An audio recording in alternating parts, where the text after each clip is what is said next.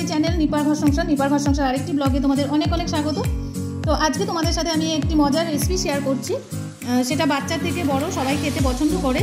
পৌষ সংক্রান্তির দিনে নানান ধরনের পিঠে সবার বাড়িতে হয়, তো আমিও সেরকম একটা পিঠের রেসিপি তোমাদের সাথে শেয়ার করছি। সেটি হলো মিষ্টি আলুর রসপুলি। তো তোমরা ভিডিওটা স্কিপ না করে পুরো ভিডিওটা দেখবে। যারা আমার ভিডিও রোজ দেখছো তাদেরকে অসংখ্য ধন্যবাদ, আর যারা প্রথম দেখছো তাদেরকেও অসংখ্য ধন্যবাদ। চলো দেখতে থাকো আমি এই মিষ্টি আলু রসের পুলি তোমাদের সাথে কিভাবে শেয়ার করি, আর ভিডিওটা ফার্স্ট থেকে লাস্ট পর্যন্ত দেখার অনুরোধ রইল। এটাকে মিষ্টি আলু বা রাঙা আলু বলে। তো এইটা আমি প্রেসার কুকারে সেদ্ধ করে নিচ্ছি। এইটাকে আমি পরে মানে আমাদের খাওয়া দাওয়ার পর আমি এটাকে পিঠা বানাবো। তো সেই জন্য এদিকে হয়ে থাক, ঠান্ডা হতে হবে। সেই জন্য ওইদিকে আমি প্রেসার কুকারে এই যে এখানে রাঙা আলুগুলো সিদ্ধ করে রাখছি। সিদ্ধ করে রাখলে কী হবে, ঠান্ডা হবে, তারপরে এটা পিঠেটা বানাতে সুবিধা হবে।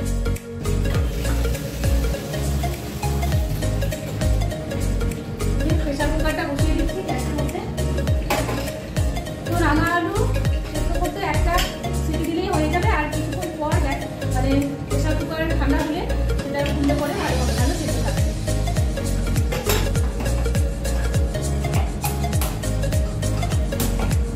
ওগুলো তখন দেখিয়েছিলাম, সেদ্ধ করে রেখেছিলাম, ওটাকেই তৃষা এখন ম্যাশ করছে একটা চালনির সাহায্যে।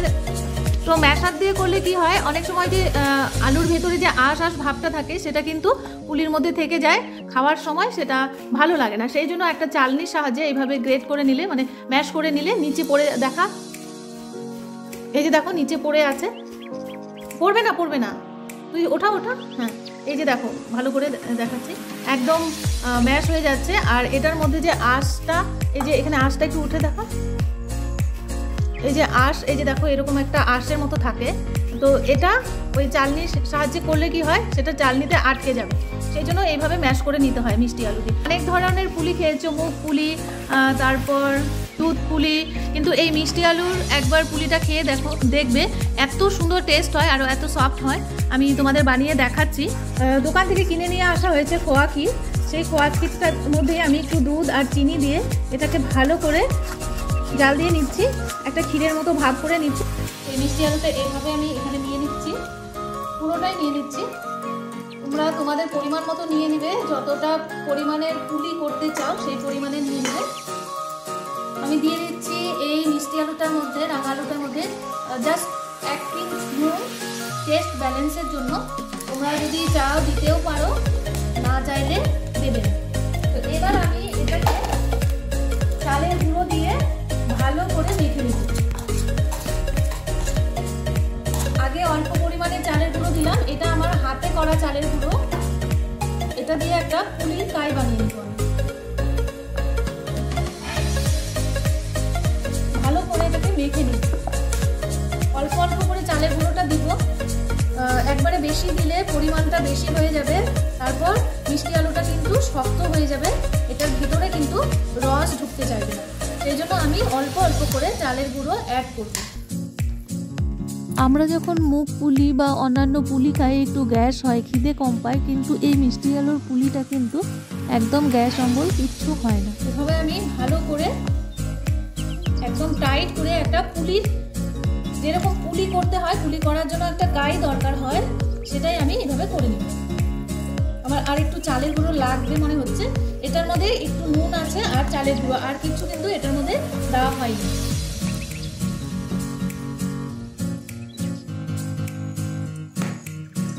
আর মনে হচ্ছে আমার চালের গুঁড়োটা বেশি লাগবে না। এবার এটাকে আমি ভালো করে একটা ডোয়ের মতো করে নিব। যেরকম আমরা রুটি করার সময় একটা ডো তৈরি করি, রুটি পরোটা করার সময় সেরকম একটা ডো করব। রুটি পরোটা ডোটা যেরকম একটু নরম হয়, এটা অত একটা নরম হবে না, আবার অত একটা শক্তও হবে না, মিডিয়াম হবে, যেন আমরা পুলিটা তৈরি করতে পারি। ওটা দেখো একদম বলের মতো তৈরি করে নিয়েছি। এবার এটাকে আমি ছোট ছোট আকারে পুলির শেপ দেবো। আমি একটা দেখিয়ে দিচ্ছি, তারপর আমার মেয়ে আর ভাগ্নি বানাবে। তো এরকম ছোট ছোট করে এটা রসের মধ্যে দেব, আর একটু ফুলে উঠবে। সেই জন্য আমি এটাকে এরকম করে গোল করে নিব, নিয়ে একটু হাতে চালের গুঁড়ো বা ময়দা যেটাই থাকে সেটা নিয়ে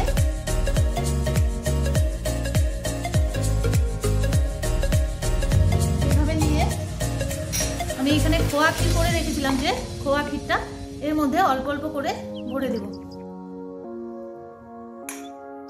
দিয়ে মুখটা ভালো করে পুড়ে দেব। এবার তোমরা যে শেপে তৈরি করতে চাও সেই শেপে তৈরি করবে। আমি এই শেপটা ভালো লাগে, আমার এই শেপটা, তো আমি এই শেপটা দিচ্ছি।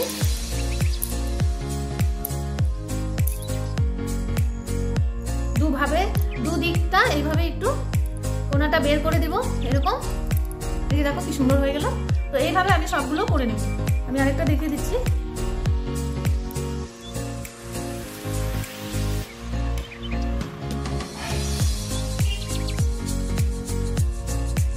এভাবে করে নেব, নিয়ে একটু আবার খোয়া ক্ষীর দিয়ে দেবো ভিতরে, দিয়ে আমি মুখটাকে এভাবে মুড়ে দিয়ে দুই সাইডটাকে করে দেব। কারণ এটা যেহেতু রসে দিব, ডিজাইন করলে ডিজাইনটা কিন্তু থাকবে না, তেলে ফ্রাই করার সময় এই ডিজাইনটা মিটে যাবে, সেই জন্য আমি এই শেপটা দিচ্ছি। যেরকম পুলি করার সময় আমরা একটা শেপ দিই, একটু ডিজাইন করি, দেখতে ভালো লাগে। এই ডিজাইনটা করলে কি হবে, এখানে সেই ডিজাইনটা থাকবে না, তেলের মধ্যে দেওয়ার সাথে সাথে সেটা মানে ডিজাইনটা মুছে যাবে, সেই জন্য আমি ডিজাইনটা দিইনি। এরকম থাকলে সুন্দর থাকবে, দেখতে ভালো লাগবে। এরকম করে আমি সবগুলো করে নিচ্ছি। এই মিষ্টি আলুর রসপুলিটা কিন্তু খেতে দুর্দান্ত টেস্ট হয়। যারা বয়স্ক আছে, বয়স্ক বড় থেকে ছোট সবাই কিন্তু এই মিষ্টি আলুর রসপুলিটা খেতে পছন্দ করে। মানে এত সফট হয় আর খেতে এত টেস্ট হয়, মানে তোমরা বাড়িতে অবশ্যই ট্রাই করবে, তাহলে বুঝতে পারবে যে আমি ভুল বলছি কি ঠিক বলছি। এইভাবে আমি সবগুলো বানিয়ে নিচ্ছি। মিষ্টি আলুর পুলিগুলো একদম রেডি, এরকম করে সবগুলো বানিয়ে নিয়েছি। আর আমি দেখো একটা হাঁড়ি নিয়ে নিয়েছি, হাঁড়ির মধ্যে আমি 1/4 মগ জল দিয়ে দিলাম। এটাকে আমি রস মানে শিরা বানাবো, একদম শিরা না।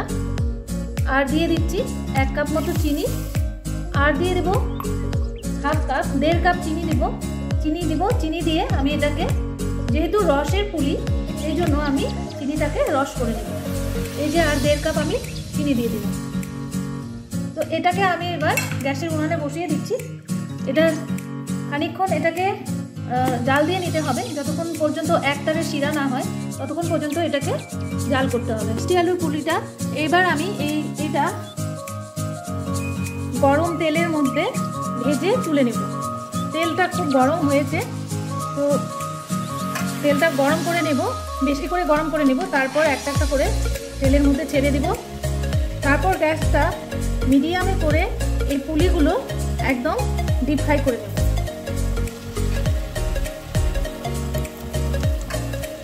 আর এইদিকে আমার চিনির শিরাটা টকবক করে ফুটছে, তো এখনো এটা রেডি হয়নি। তো এই পর্যায়ে আমি দিয়ে দিব এই যে একটুখানি খেজুরের গুড়। এই খেজুরের গুড়টা দিলে কি হবে, সুন্দর একটা গোলাপ জামের মতো ফ্লেম চলে আসবে। যেরকম আমরা খেজুরের গুড়ের রসগোল্লা খাই সেই রকম একটা ফ্লেম আসবে, তো খেতে খুব টেস্ট লাগবে। এই রসটার মধ্যে তোমরা এলাচ দিতে পারো, আমি আমার বাড়িতে পছন্দ করে না বলে আমি এলাচটা ইউজ করিনি। তোমরা এর মধ্যে 2টো এলাচ থেতো করে দিলে আরও সুন্দর একটা ফ্লেম আসবে। এই যে গ্যাসটা আমার কমানো আছে একদম। এই যে এগুলো সুন্দর দেখো ভাজা হচ্ছে, এগুলো এইভাবে আরেকটু লাল করে, গ্যাসটা কমিয়ে আরেকটু লাল করে ভেজে তুলে রাখবে। অল্প অল্প কয়েকটা করে দিয়ে ভাজতে হবে, একবারে বেশি করে ভাজলে কি হবে, একটার সাথে একটা লেগে যাবে। তো মিষ্টি আলুটা যেহেতু সফট, তো সেই জন্য ভেঙে যেতে পারে, সেই জন্য 5-6টা করে দিয়ে তারপর ভাজতে হবে, একটু টাইম লাগবে। তো এইটা আমার দেখো একদম ডিপ ফ্রাই হয়ে গেছে, সুন্দর ব্রাউন হয়ে এসছে। এবার এটাকে আমি নামিয়ে রাখছি, আর সেকেন্ড ব্যাচেও কিছুটা আছে সেটা ভেজে তুলে রাখছি।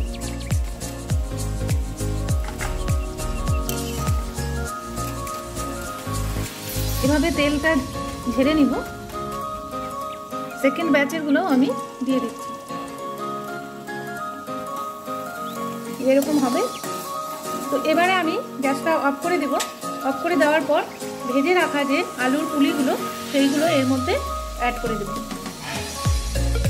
এই যে আমার চিনি রসটা শিরাটা, এটার মধ্যে আমি এই যে ভেজে রেখেছিলাম মিষ্টি আলুর পুলিগুলো, এইগুলো দিয়ে দিচ্ছি। এইগুলো 6 থেকে 7 ঘন্টা রাখতে হবে।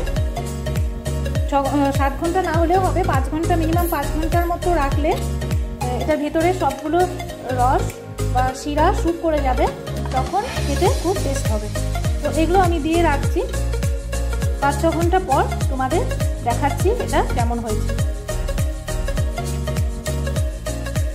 এগুলো আমি এখন শিরাতে দিয়ে রাখলাম, এগুলো একদম চিনির শিরাটা এটার ভিতরে স্যুপ করে যাবে, তখন পাঞ্জের মতো হবে।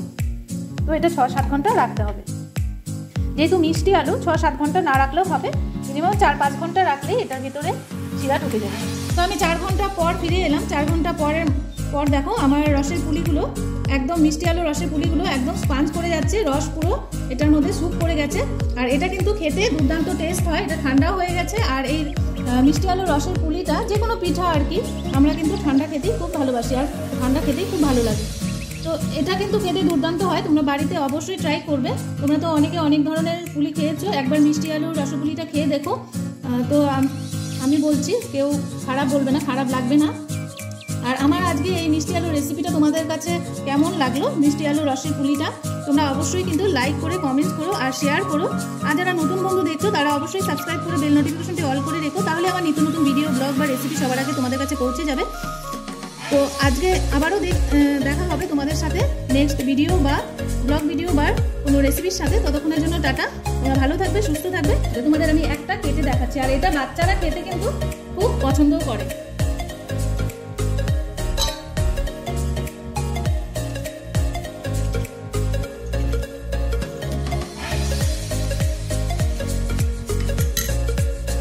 এই দেখো ভিতরের ক্ষীরটা একদম, ভিতরে যে রসটা ঢুকেছে, শিরাটা ঢুকেছে, একদম বোঝাই যাচ্ছে।